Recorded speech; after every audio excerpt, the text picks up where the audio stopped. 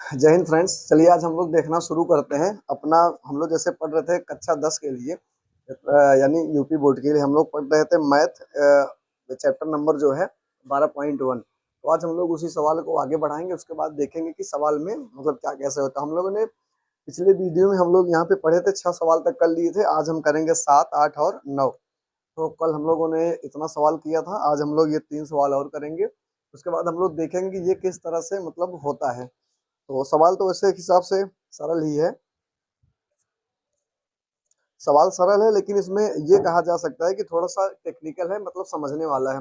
समझने वाले का मतलब जैसे मेंसुरेशन है, अगर मेंसुरेशन सरल हो जाएगा तो फिर गणित का मतलब क्या रह जाएगा। तो इसलिए सवाल को आइए समझते हैं। सवाल में कह रहा है कि कोई तंबू एक बेलन के आकार का है। तंबू का मतलब जैसे हम समझ सकते हैं कोई टेंट है वो बेलन के आकार का है, ठीक है। और कह रहा है कि जिस पर एक शंकु अध्यारोपित है। ये सीधा सा सवाल हमसे क्या कहना चाहता है कि एक बेलन के मतलब एक गोल जैसा, जैसे जो तंबू लगाया जाता है, जैसे हम लोग देखते हैं कि जो कुंभ मेला में हम लोग देखे थे और जो सर्कस वगैरह मेले में जो लगाया जाता है, वो कह रहा है कि एक तंबू है, मतलब एक तंबू लगाया गया है, टेंट मतलब वो बेलन के आकार का है। मतलब हम ये कह सकते हैं कि ये एक समझ लीजिए बेलन के आकार का टेंट लगा हुआ है, ठीक है।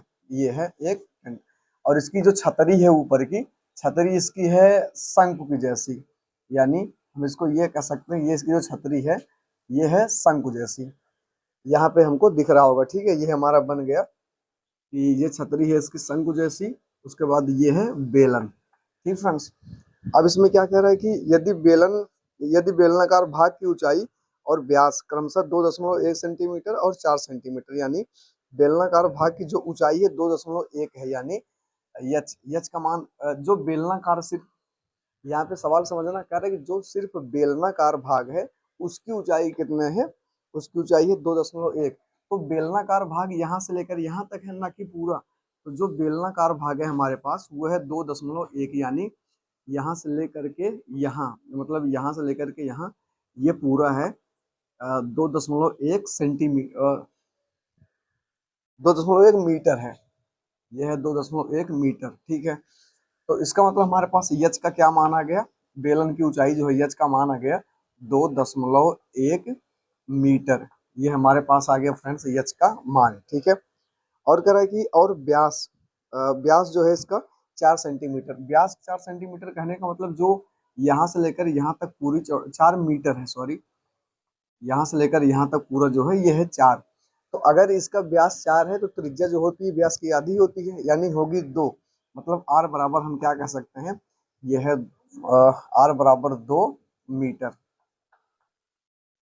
ठीक है। क्या कह रहा है, तो शंकु की तिर्यक, और शंकु की तिर्यक ऊंचाई मतलब यल दिया है हमें 2.8, यानी 2.8 दिया है। शंकु की ये होती है तिर्यक ऊंचाई, ये दी है 2.8, यानी यल बराबर क्या दिया है 2.8 मीटर। ये हमें दी है शंकु की तिर्यक ऊंचाई 2.8 मीटर। क्या कह रहा है, तो इस तंबू को बनाने में प्रयुक्त कैनवास का क्षेत्रफल, यानी इसको जो है कैनवास से बनाया गया, यानी कह सकते हैं जैसे आरी आरी पर्दा लगाते हैं तो वो कैनवास है, तो वही लगाया गया है। अब कह रहा है पूरे कैनवास का क्षेत्रफल। अब हमें फ्रेंड्स एक चीज यहाँ पे ये देखना है, जैसे हम लोग जो यहाँ पे तंबू ऐसे गोल गोल बनाए हैं, वो आरी आरी जो पर्दा लगा है, पहली बात तो वो कैनवास का है। अब वो पर्दा लगा कितना है, क्योंकि जब हम अपना तंबू बना लिए तो जो तंबू के ऊपर छतरी है वो ऐसे शंकु के आकार की है, ठीक है। तो हम लोगों ने जो यहाँ पे ऐसे गोल जो राउंड बनाया है, यानी हम लोगों ने जो अपना ये क्या है बेलनाकार, जो बेलनाकार हम लोगों ने पर्दा घेरा है, वो क्या होगा, वो पर्दे की लंबाई चौड़ाई उसका क्षेत्रफल क्या होगा, वो उतना ही होगा जितना एक बेलन का वक्र पृष्ठीय क्षेत्रफल होगा, वो होगा। उसके बाद और कितना कैनवास, ये तो बेलन बनाने में लग गया, दीवार बनाने में। और अब ऊपर जो ये वाला क्षेत्रफल है, ये वाला, ये कितना होगा, तो जो शंकु होता है, शंकु का जितना वक्र पृष्ठीय क्षेत्रफल होगा उतना, यानी बेलन को बनाने में जितना क्षेत्रफल लगा है उसके बाद शंकु को बनाने में जितना क्षेत्रफल है, ठीक है। अब दोनों में जितना क्षेत्रफल दोनों का है उतना ही लगेगा पूरा कैनवास हमारे पास, ठीक है। अब उसके बाद आगे आइए, फिर इसमें कह रहा है आगे कि 1 मीटर स्क्वायर के लिए 500 रुपये देना पड़ता है।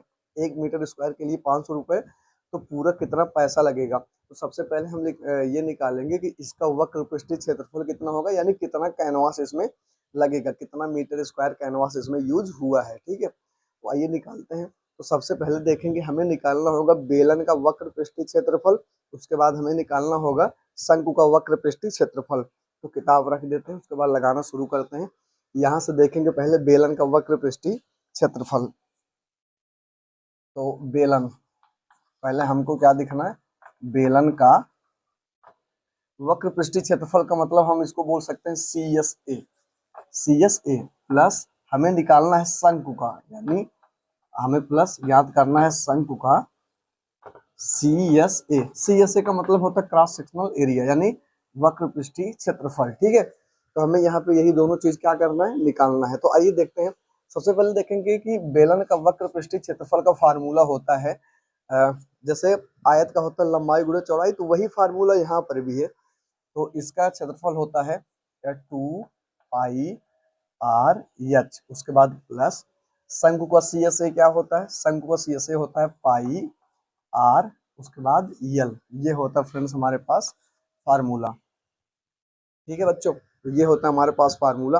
अब देखिए चूंकि इसमें क्या है कि जितनी त्रिज्या बेलन की है उतनी त्रिज्या क्या है, शंकु की है, एकदम सेम राइट है। तो हम क्या करते हैं कि त्रिज्या जितनी इसकी है उतनी त्रिज्या इसकी, क्योंकि जितना बड़ा हमारा ये है बेलन है उसी के जस्ट ऊपर से ही रखा गया, ना कि बाहर फैला हुआ है। ठीक है, तो यहाँ पे क्या करते हैं हम लोग, देखिए आइए सवाल लगाना शुरू करते हैं। जैसे यहाँ पे है 2πr/s, यहाँ पे πr/l, तो 2π यहाँ भी है, 2π और πr यहाँ भी है, πr यहाँ, तो पहले πr हम लोग कॉमन कर लेते हैं। तो πr कर लेंगे कॉमन, तो यहाँ पे क्या बचेगा, πr निकल गया तो यहाँ पे बचा है 2h, उसके बाद प्लस यहाँ πr निकल गया तो बचा है सिर्फ यल, ये हो गया।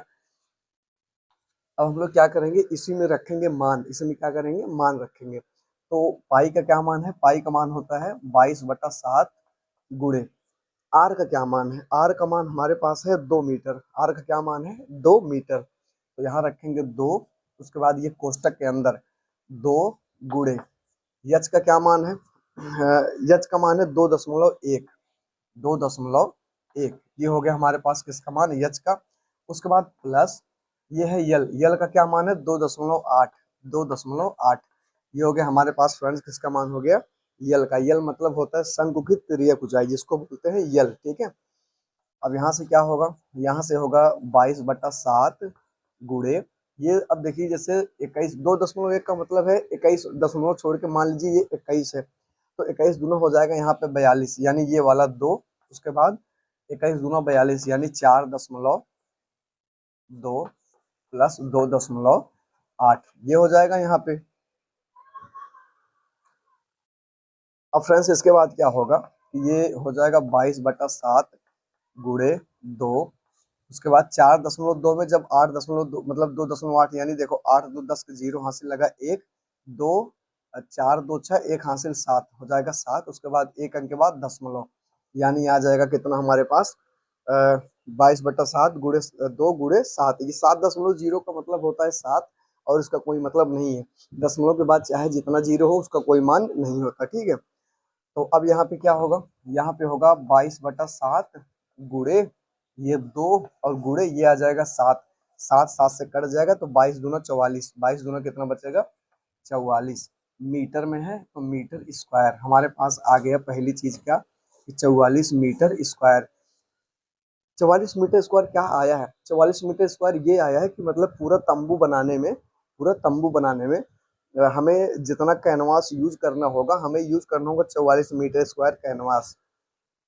तो हमें पूरा कैनवास यूज करना होगा 44 मीटर स्क्वायर। ठीक है, तो अब कह रहा है कि ये तो एक आंसर आ गया, लेकिन एनसीईआरटी में 2 आंसर दिए, तो एक और दूसरा आंसर क्या है, जैसे देखिए कि इसमें कैनवास का क्षेत्रफल आया 44 मीटर स्क्वायर। ठीक है, अब कह रहा है कि किताब वाला फिर कह रहा है कि 1 मीटर स्क्वायर के लिए 500 रुपये देना होता है, 1 मीटर स्क्वायर के लिए कितना देना होता है 500, तो पूरे के लिए कितना देना होगा। अब इसको यहाँ समझ लेते हैं, यहाँ पर देखिए इसको समझते हैं यहाँ पे कि 1 मीटर स्क्वायर के लिए देना होगा 500।